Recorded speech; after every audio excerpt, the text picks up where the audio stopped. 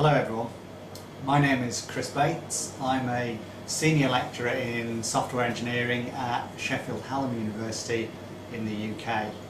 And I'm going to spend a few minutes talking to you about the transfer programme from Vigilanka to Sheffield Hallam, the successes that we've had with students who've come on the programme and the opportunities which it could provide for you.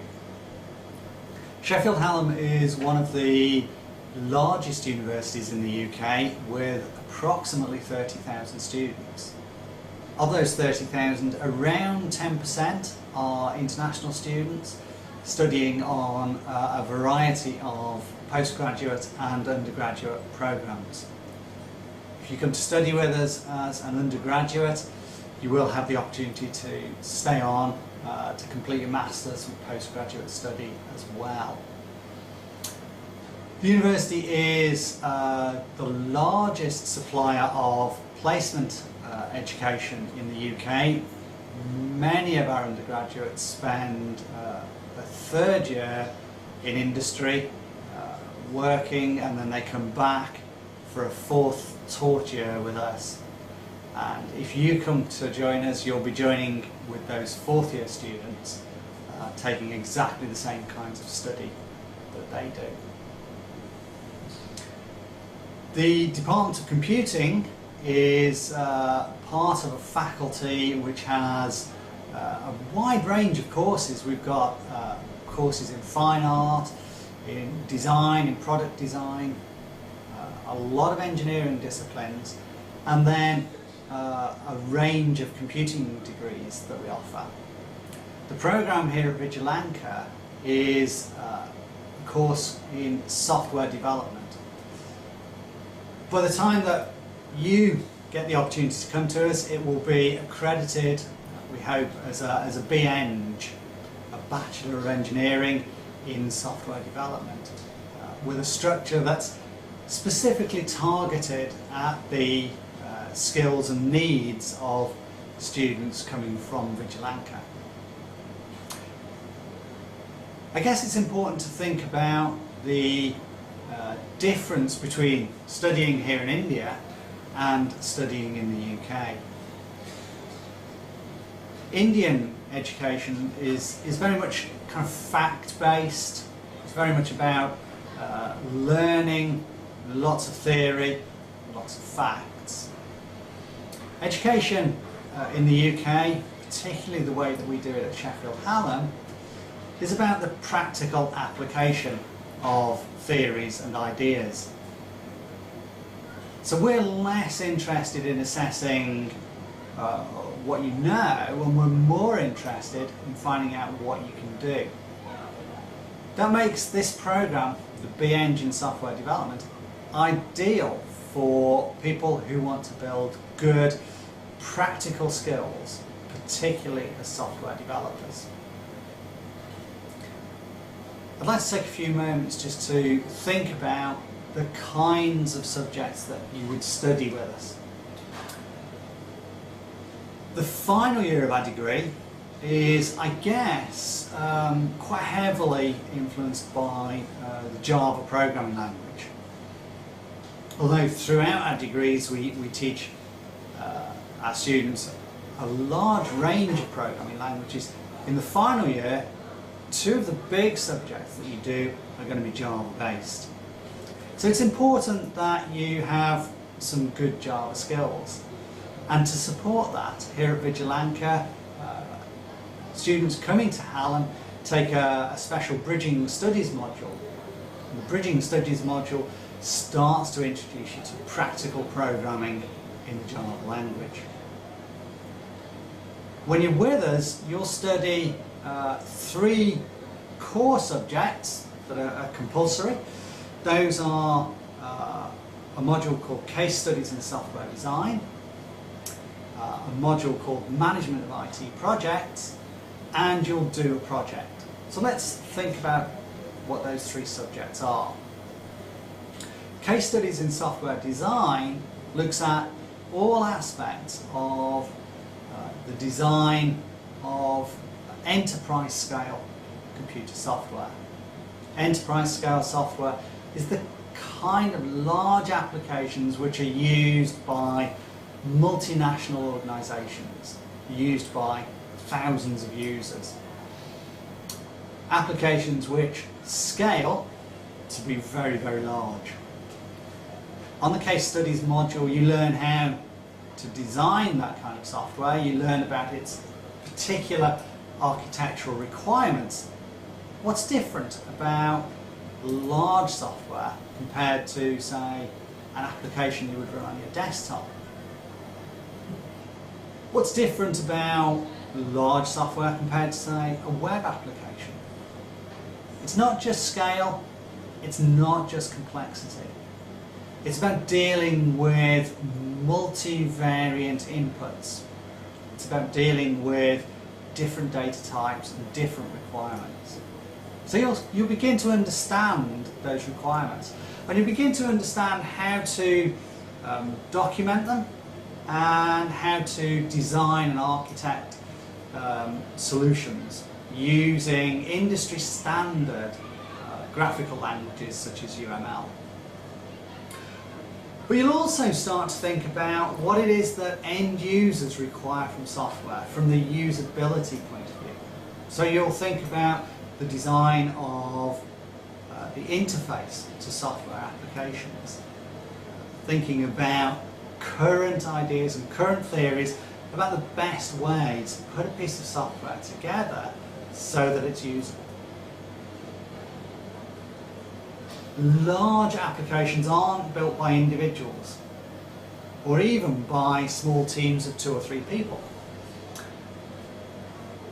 So on the Management of IT Projects module, you'll think about how it's possible to build software with teams of dozens or hundreds of developers, with people working in different roles, where some people are analysts, some people interface with the user, other people write code.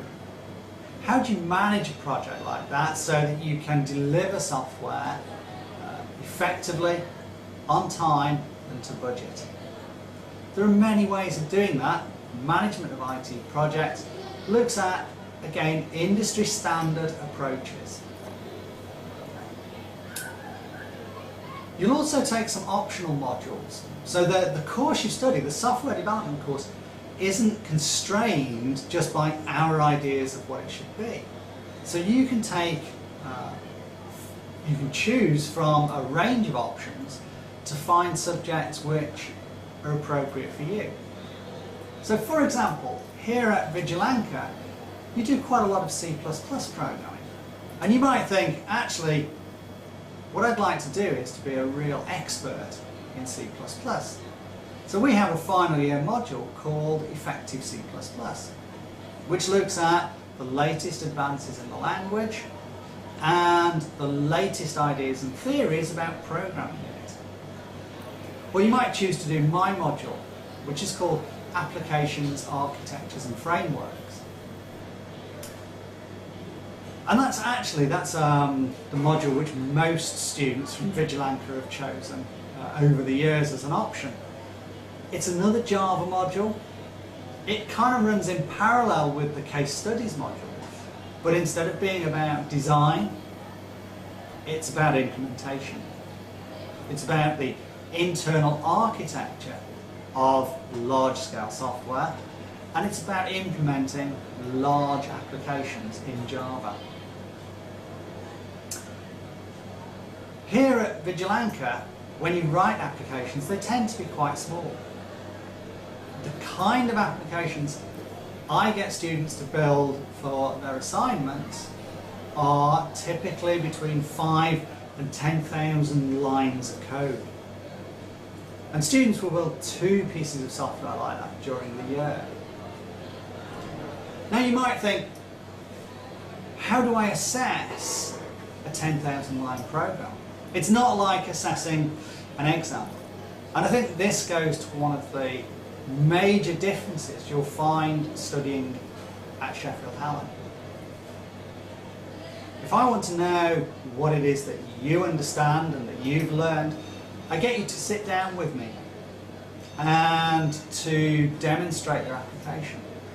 and to talk about the decisions you made as you designed it and as you built it. To talk about the theories that you applied, to talk about the way that you implemented the code. And I can ask you questions so that if, for example, you've used a particularly interesting algorithm or data structure, I'll get you to explain why you chose to do that, why you worked in that way. And by doing that, I can see what theoretical knowledge you have. Because you can't explain the implementation unless you understand the theory. So the two very much run together. The other core thing that you do in the software development course is an individual project. The individual project is typically a piece of applied research.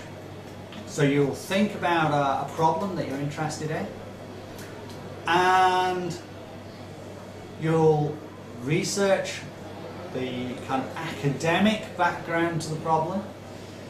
You'll research latest academic thinking in the area, and then typically you'll implement a system using those academic ideas. And you'll then analyse and review the system that you've implemented and reflect back on the process that you've been through.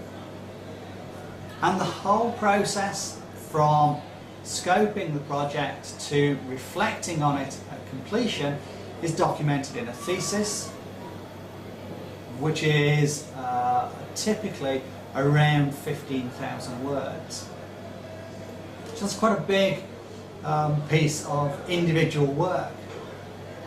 And you'll be supported in that work by a member of academic staff. So each student has an individual supervisor who they meet at least each week, and the supervisor guides them through the process of doing the project. So what does that kind of study prepare you for? Why do that instead of staying here at Vigilanka? Well, academically, that kind of study makes you a very different person. Because you've applied your theoretical knowledge, because you've built things, you should be more confident in your own abilities. You should be reasonably confident that when you go out to work and you get a job, you can be given practical tasks to do. You can be employed on a project as a developer and be able to work successfully alongside other more experienced people. You should also find that you are able to learn new skills, learn new technologies very effectively, because that's what we expect you to do. We're not going to hold your hands and teach you everything that you need. We expect that you'll become self-motivated, able to go and find the information you require and apply that information. And that's exactly what employers want these days. But you'll have more than that. Because you've come to the UK and you've lived either in a shared house or in student accommodation, studied in the UK, you'll have grown as a person. You'll be a different kind of person to the typical Indian graduate. You'll be more self-reliant, more mature. You'll probably find that you come to us as a 20 or 21-year-old and you come back at the end of your studies as a 30-year-old with the ability to live and manage your own life. And all of that should make you really employable. Hopefully you'll find, as past students have done, that 2 years at Vigilanka followed by a year at Sheffield Hallam can shortcut the career path for you, and that instead of having to go onto a long graduate trainee program, you can actually be employed immediately as a developer. So this is a great opportunity. It's a great chance that you have There's lots of support here at Vigilanka to help you. If you're interested, talk to your families, talk to the staff here and see what this opportunity can bring to you. Thank you.